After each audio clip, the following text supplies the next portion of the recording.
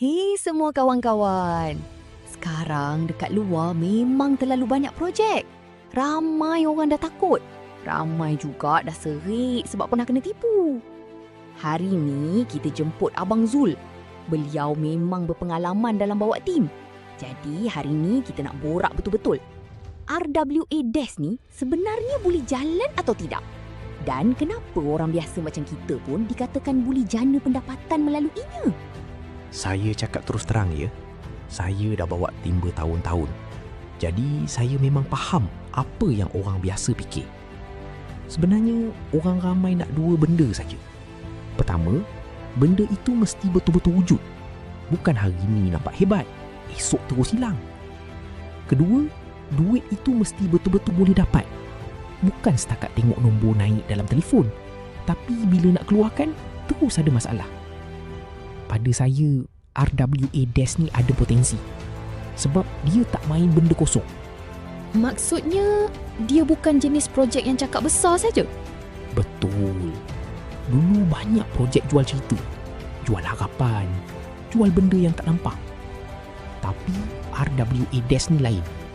Di belakangnya ada aset sebenar, iaitu Royal Beach Family Hotel di Port Dickson, Malaysia. Nilainya pula sekitar 240 juta ringgit. Itu aset yang nyata. Boleh nampak, boleh faham. Bukan sekadar cerita atas kertas. Jadi sebab itu orang rasa lebih yakin? Ya, sebab bila anda beli mesin lombong, rasanya macam anda ada kaitan dengan sebahagian kecil aset sebenar itu. Hotel itu berjalan. Ada orang datang menginap. Ada orang beli tiket. Ada orang guna fasiliti. Jadi sekurang-kurangnya ada asas yang lebih nyata di belakang sistem ini. Tapi orang paling takut satu benda. Duit masuk, lepas tu bos lari. Ya, itu memang paling orang takut.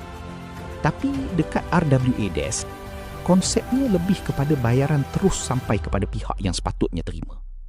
Maksudnya, duit itu tidak semestinya masuk ke satu kolam besar yang dipegang oleh platform. Kalau buat transaksi, aliran wang itu berlaku secara terus. Jadi, platform tidak pegang semua duit pokok pengguna. Jadi, risiko dia nampak berbeza. Betul. Sebab kalau platform tak pegang duit pokok kita, maka cara dia cari pendapatan pun lain. Dia lebih bergantung pada yuan servis, yuan transaksi. Bukan kumpul duit besar-besar lepas itu hilang. Jadi, kalau dia nak terus dapat hasil, dia sendiri perlu pastikan sistem ini hidup lama. Maksudnya bukan konsep hari ni masuk, esok terus kaya? Ya, betul. Kalau ada orang cakap hari ni masuk, esok terus berganda, itu memang patut hati-hati. RW Desk ini lebih kepada bina hasil perlahan-lahan, sedikit demi sedikit, lebih matang. Contohnya, kalau anda mula dengan 10 mesin lombong, pada awalnya anda tak semestinya terus keluarkan semua hasil. Anda boleh simpan sebahagian. Jadikan ia benih untuk berkembang lagi. Ikut pelan 226 itu, logiknya adalah guna sebahagian hasil untuk buat pengembangan semula. Tempohnya pula 1095 hari. Maksudnya 3 tahun. Bila buat secara konsisten, ia jadi macam berbola salji. Mula kecil, lama-lama makin besar. Itu lebih stabil daripada asyik fikir nak cepat kaya. Kalau orang biasa nak kongsi benda ni dengan orang lain, macam mana cara paling mudah? Sebenarnya tak susah. Cara pertama, cakap saja secara santai. Contohnya, anda boleh cakap pada kawan, saya baru tengok satu projek dekat Port Dickson. Lebih kurang macam jadi tuan rumah digital. Ada hotel sebenar di sana. Saya ambil beberapa mesin lombong saja. Setiap hari ada sedikit hasil. Nampak agak stabil juga. Cakap macam itu saja dulu. Jangan paksa orang. Jangan terlalu menjual. Biar dia sendiri rasa ingin tahu. Oh, jadi kena sembang macam biasa saja. Betul. Lagi natural, lagi mudah orang terima. Cara kedua pula, kalau anda ada kedai atau bisnes sendiri, anda boleh gabungkan dengan promosi. Contohnya tulis begini. Belanja RM2,000 ke atas hari ini, anda akan terima sebuah mesin lombong digital. Kemudian tambah lagi. Mesin ini berpotensi bantu anda jana sedikit pendapatan harian. Bila pelanggan dengar macam itu, mereka rasa macam dapat bonus. Dalam masa sama, kedai anda pun jadi lebih menarik. Yang itu memang bijak. Boleh tarik pelanggan juga. Betul.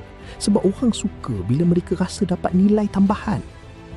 Cara ketiga pula, sesuai untuk orang yang suka simpan duit tetapi takut nilai duit makin susut. Anda boleh cakap pada mereka, simpan duit dalam bank, pulangannya rendah. Masuk saham pula risau turun naik. Jadi mungkin boleh tengok aset dunia sebenar macam ini. Ada hotel sebenar yang menyokongnya. Golongan seperti ini, mereka tak cari benda terlalu laju. Mereka cuma mahu sesuatu yang lebih tenang, lebih stabil, lebih masuk akal. Wah, bila dengar macam ini, rupa-rupanya tak susah sangat pun nak faham. Ya, memang tak susah. Orang biasa tak perlukan istilah terlalu hebat. Mereka cuma nak tahu 3 benda. Benda ini wujud atau tidak, duit boleh dapat atau tidak, dan model dia masuk akal atau tidak. Saya rasa itu memang poin paling penting. Terima kasih banyak Abang Zul. Perkongsian hari ini memang sangat jelas dan mudah faham. Dalam episod seterusnya, kita akan jemput pula seorang tokoh dari dunia kewangan. Beliau akan bantu kita faham dengan lebih mendalam tentang perjalanan 226 ni dan bagaimana ia boleh membuka peluang kepada orang yang baru berkenalan dengan dunia RWA. Terima kasih semua kerana bersama kami hari ini. Jumpa lagi dalam episod akan datang. Terima kasih semua. Jumpa lagi.